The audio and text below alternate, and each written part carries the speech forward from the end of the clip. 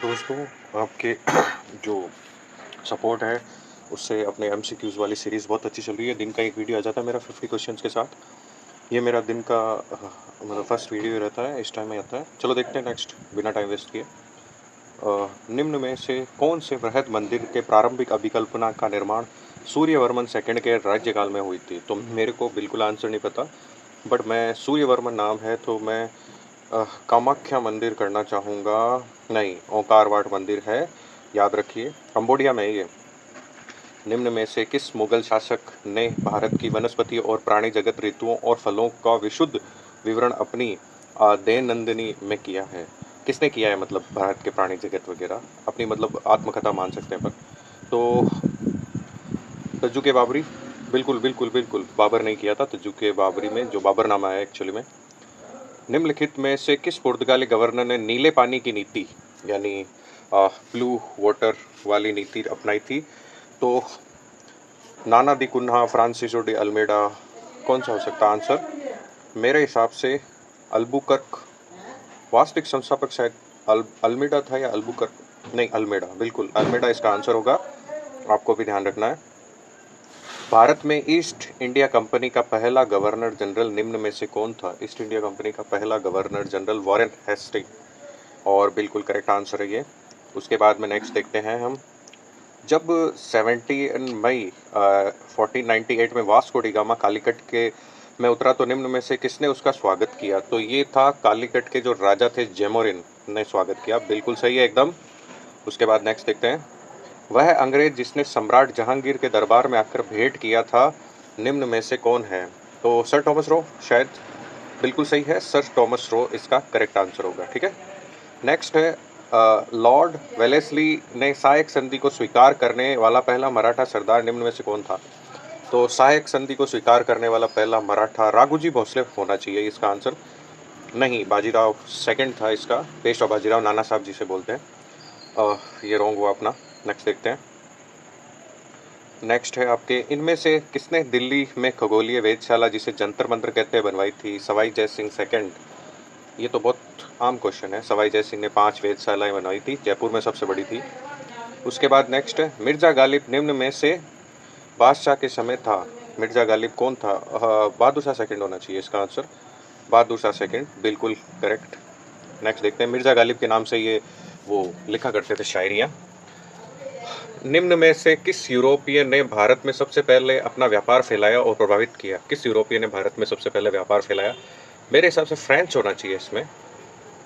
नहीं, Portuguese, sorry sorry, Portuguese थे, उसके बाद फ्रेंच मान सकते हैं। निम्न में से किस राजपूत शासक ने जिच मोहम्मद शाही नाम के आंकड़ों का समूह बनाया जिसमें लोग खगोल संबंधी अवलोकन करें? शायद सवाई जय सिंह हो सकता है इसका आंसर। बिल्कुल करेक्ट है, शौर वेधशालाएं भी इन्होंने ही बनवाई थी। नेक्स्ट है, निम्नलिखित में से सूर्य मंदिर स्थित है? सूर्य मंदिर तो कोणार्क में स्थित है, बिल्कुल करेक्ट आंसर है हमारा। फिर आगे देखते हैं। शेर शाह की महानता का द्योतक निम्न में से क्या था? वो एक श्रेष्ठ सैन्य नेतृत्व था, धार्मिक सहिष्णुता, प्रशासनिक सुधार, हुमायूं के विरुद्ध उसका विजय अभियान। मेरे हिसाब से प्रशासनिक सुधार होना चाहिए इसमें। धार्मिक सहिष्णु तो इनमें से कोई राजा नहीं था, अकबर थोड़ा बहुत था। इनमें से कौन सुमेलित कीजिए। एलोरा में शक, खजुराहो में चंदेल, और मीनाक्षी में पल्लव, और महाबलीपुरम में राष्ट्रकूट। सुमेलित है कौन सा, ये देखना अपने को।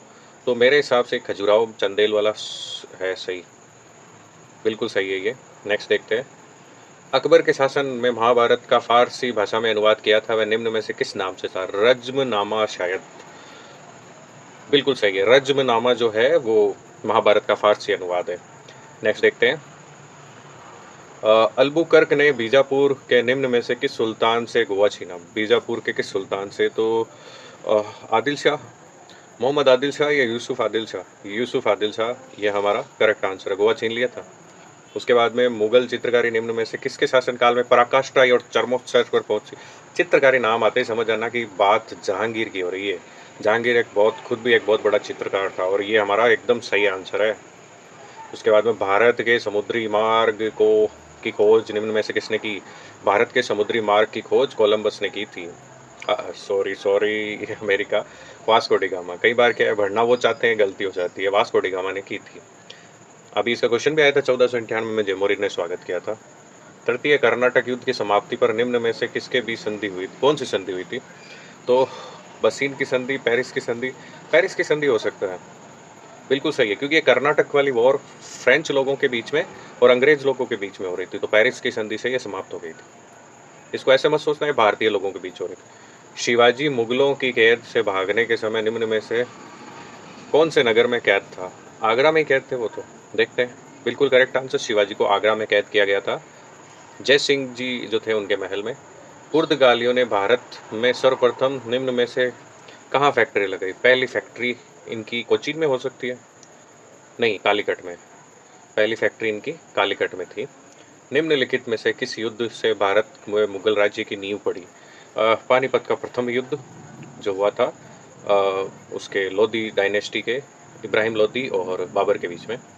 नेक्स्ट क्वेश्चन है, निम्नलिखित में से हुमायूंनामा किसने लिखा था? हुमायूंनामा तो गुलबदन बेगम का लिखा हुआ, उसकी बहन का। करेक्ट आंसर है। नेक्स्ट देखते हैं, निम्नलिखित में से बड़ा इमामबाड़ा कहाँ स्थित है? देखो इमामबाड़े जो है ना वो लखनऊ में स्थित होने चाहिए, इमामबाड़े जो भी है वो लखनऊ में स्थित है, बिल्कुल सही है। और उसके बाद में नेक्स्ट देखते हैं, निम्नलिखित में से वह पुर्तगाली कौन था जिसने गोवा पर अधिकार किया था? वह पुर्तगाली जिसने गोवा पर अधिकार किया, तो अल्बुकर्क होना चाहिए ये, अल्फांसो डी अल्बुकर्क बिल्कुल था। अगला है, सरंजामी प्रथा निम्न में से किससे संबंधित थी? ये मुझे नहीं पता, लेकिन मैं इसमें अगर आंसर लगाना पड़े तो मराठा भू राजस्व व्यवस्था पर लगाऊंगा, और ये एकदम सही है, सरंजामी मान सकते हैं इसका नाम। गोवा, दमन और दीप का उपनिवेशीकरण मूलतः कहाँ किया गया था, मतलब किसने किया था? तो ये पुर्तगालियों का किया हुआ था, पुर्तगाली लोग ही थे गोवा में, हर एक इंडियन को पता है ये बात तो वैसे भी। गोविंद महल जो हिंदू वास्तुकला का अप्रतिम उदाहरण है, कहाँ स्थित है गोविंद महल? इसके बारे में कोई नॉलेज नहीं है, पर मैं इसके और चाहिए ग्वालियर में से ये करूँगा, नहीं ये दातिया होगा, यानी मेरा आंसर बिल्कुल रॉन्ग है, इसमें दातिया होगा। निम्नलिखित में से मुगल सम्राट ने सैयद भाइयों को गिराया, सैयद भाइयों को गिराया या कुछ भी ऐसे मान लो, तो ये था मेरे हिसाब से शाहजहाँ सेकंड होना चाहिए, नहीं मोहम्मद शाह था, मोहम्मद शाह ने काफ़ी साल राज भी किया था। नेक्स्ट देखते हैं क्वेश्चन हमारा, अ, निम्नलिखित में से वास्को डी गामा कहाँ का रहने वाला था? वास्को डी गामा तो पोर्टुगीज था, पुर्तगाल का रहने वाला। उसके बाद में प्रसिद्ध चेतक घोड़ा निम्न में से किससे संबंधित है? महाराणा प्रताप से, सबको पता है, ये भारत के बच्चे बच्चे को पता है चेतक घोड़ा किसका था। निम्न में से कौन अंतिम मुगल सम्राट थे? अंतिम मुगल सम्राट बहादुर शाह सेकंड थे, ठीक है। नेक्स्ट हमारा क्वेश्चन, 1717 ईस्वी में कौन से मुगल सम्राट ने अंग्रेजों के ईस्ट इंडिया कंपनी को भारत में व्यापार पर विशेषाधिकार प्रदान करने का फरमान जारी किया? फर्रुखशियर, मेरे हिसाब से फर्रुखशियर होना चाहिए, बिल्कुल करेक्ट आंसर है। नेक्स्ट देखते हैं, सती प्रथा की भर्त्सना करने वाला मुगल साम्राज्य मतलब सम्राट कौन था? इसमें क्या एरर बहुत आते हैं, तो साम्राज्य ने सम्राट कौन था? तो मेरे हिसाब से अकबर होना चाहिए, बिल्कुल सही है, सती प्रथा की भर्त्सना की थी इन्होंने। नेक्स्ट, ईस्ट इंडिया कंपनी ने नेतृत्व में रॉबर्ट क्लाइव का उत्तराधिकारी कौन था? रॉबर्ट क्लाइव का उत्तराधिकारी था हेस्टिंग, वॉरेन हेस्टिंग शायद, बिल्कुल सही है, ये भी हमारा आंसर।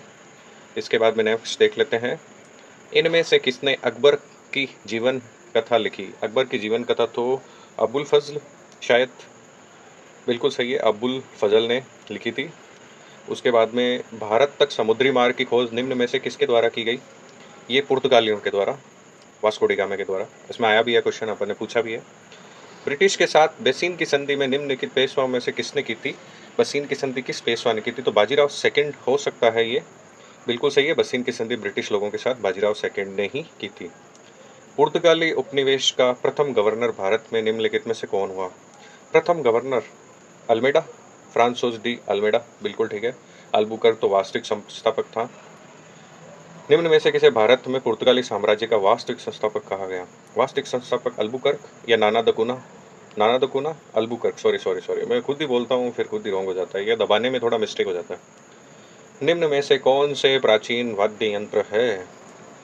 सबसे प्राचीन इनमें से सितार, वीणा भी हो सकता है, सितार वीणा, सितार वीणा वीणा वीणा, सॉरी वीणा होगा इसमें, सितार की खोज तो बाद में हुई थी। वह निम्न में से कौन सेनानायक है जिसे बीजापुर के सुल्तान ने 1659 में शिवाजी को जिंदा या मुर्दा पकड़कर लाने के लिए भेजा? शाइस्ता खां शायद, नहीं अफजल खान था, ओ सॉरी, अफजल खान का वध भी किया था, मैं तो भूल कैसे गया, बखन का अभी भी फेमस है। बखनगे के द्वारा वो वध किया था। एक इतिहासकार ने पानीपत की तीसरी लड़ाई को स्वयं देखा, निम्नलिखित में से कौन था? पानीपत की तीसरी लड़ाई को दत्ता जी पिंगले? नहीं, काशीराज पंडित ने अपनी आंखों से स्वयं देखा था। ग्वालियर राज्य की स्थापना निम्नलिखित में से किसने की थी? ग्वालियर राज्य की स्थापना जीवराज जी सिंधिया, महत जी सिंधिया होना चाहिए इसमें, नहीं, जीवाजी राव सिंधिया। उसके बाद में अल्बुकर्क ने गोवा को 1510 ईस्वी में निम्न में से किससे छीना? तो बीजापुर के सुल्तान से छीना था शायद। देखते हैं इसका आंसर। बिल्कुल सही है। ये हमारा 45वां क्वेश्चन था। इनमें से कौन बीजगणित के क्षेत्र में अपने योगदान के लिए विशेष रूप से जाना जाता है? बीजगणित में योगदान मेरे हिसाब से ब्रह्मगुप्त का हो सकता है, भास्कर, हाँ भास्कराचार्य भी है। ठीक है, लिटिल बिट कंफ्यूजन। वर्ष 1498 में वास्को डी गामा भारत में निम्नलिखित में से कहाँ उतरा? कालीकट के बंदरगाह पे, पहली फैक्ट्री भी यहीं स्थापित की थी। उसके बाद में नेक्स्ट है, निम्न में से हवा महल कहाँ अवस्थित है? हवा महल तो फेमस है, जयपुर में स्थित है। ये अपना 49वां क्वेश्चन। ब्रिटिशों ने भारत में सूरत में अपनी पहली फैक्ट्री स्थापित करने की अनुभूति किससे प्राप्त की थी? तो अनुभूति लिखा हुआ है, अनुमति होगा ये जहांगीर से या शाहजहां से हो सकता है। जहांगीर से, बिल्कुल ठीक है। आखिर में मान के ही छोड़े, वो काफ़ी फेमस। पुर्तगाली व्यापारी कंपनी के भारत में आगमन का सर्वप्रमुख उद्देश्य निम्न में से क्या था? काली मिर्च का व्यापार करना। बिल्कुल सही है। ये हमारे 50 क्वेश्चन हो गए। आई होप आपको काफ़ी नॉलेज मिली होगी। इसी के साथ धन्यवाद।